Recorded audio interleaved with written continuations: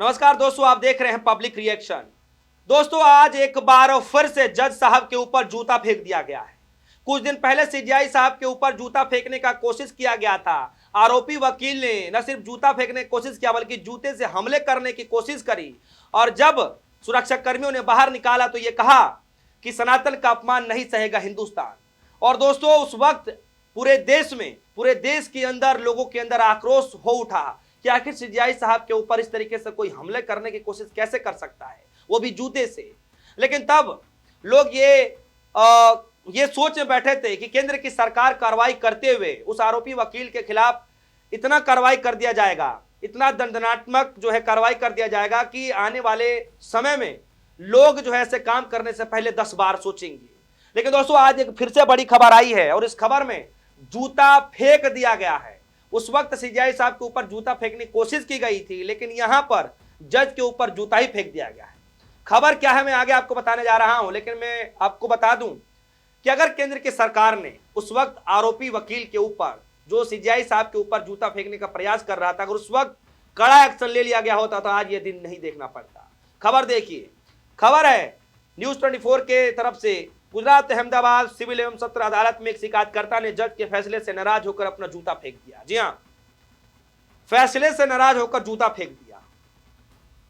अरे, जज साहब का काम है, वो अपना काम कर रहे हैं, जो उनको ठीक लग रहा है वो उस आधार पर वो फैसला सुनाते हैं।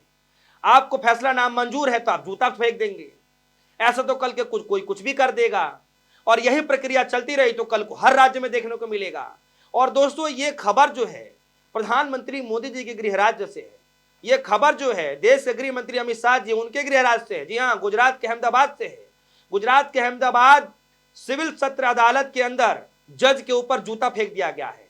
और आपको जानकर हैरानी होगी दोस्तों कि जिस शख्स ने इतनी बड़ी घटना को अंजाम दिया, उस शख्स को छोड़ दिया गया। और मैं यूं ही नहीं बता रहा हूं दोस्तों, मैं इस खबर को यूं नहीं बता रहा हूं, मेरे पास हिंदुस्तान की खबर है, ये पेपर है, न्यूज़पेपर में लेकर के आया हूं। और देखिए, इस खबर में छोटा सा ब्लॉक ये सिर्फ लिखा गया है और उसमें लिखा गया है, मैं आपको पढ़ के बता देता हूं।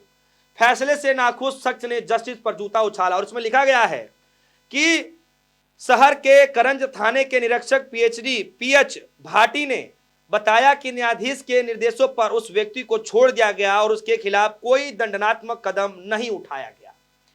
अब दोस्तों, सवाल है यहां पर, देश के सीजेआई साहब ने भी कोई दंडात्मक कार्रवाई करने से कहा नहीं, कोई आदेश नहीं दिया।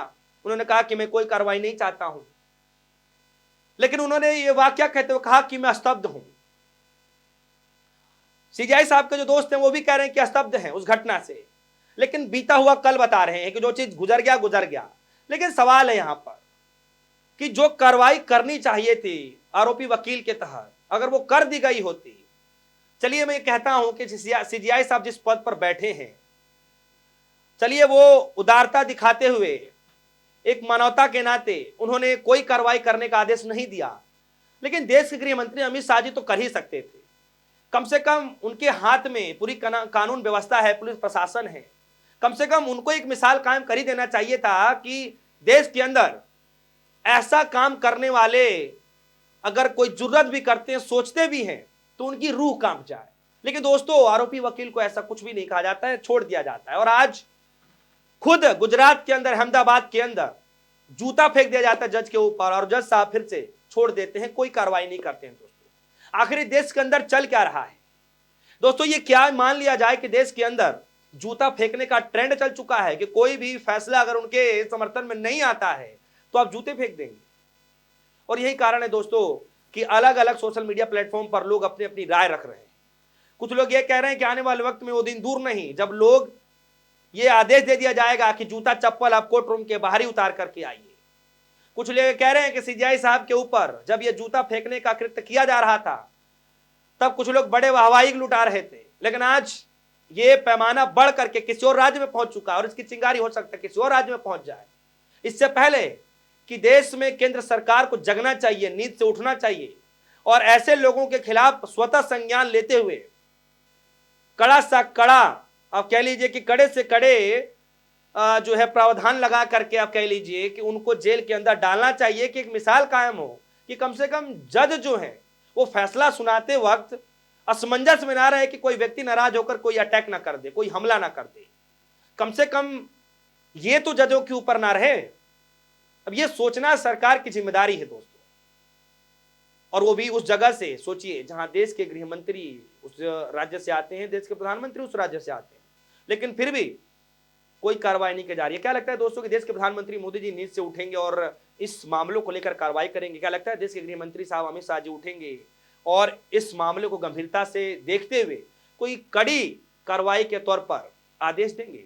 बहुत सारे सवाल हैं। आपके कोई सवाल हो तो वीडियो कमेंट सेक्शन में जरूर जाइएगा, अपनी राय जरूर रखिएगा।